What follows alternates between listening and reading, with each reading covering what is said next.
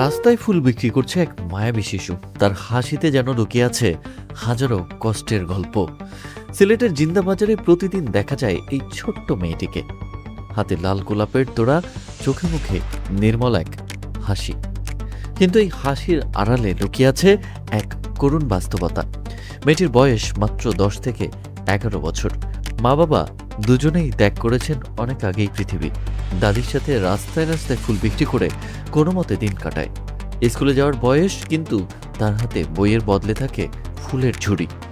প্রতিদিন সকাল থেকে গভীর রাত পর্যন্ত ট্রাফিক সিগন্যালে দাঁড়িয়ে সে চিৎকার করে, ভাইয়া ফুল নেবেন ফুল।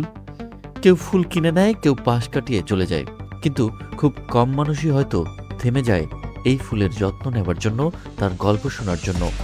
স্থানীয়রা বলছেন এই মেয়েটি নিজেই যেন একটা জীবন্ত ফুটন্ত ফুল, কিন্তু তার কোনো ফুলদানি নেই, কোনো যত্ন নেই, কোনো নিরাপদ আশ্রয়ও নেই।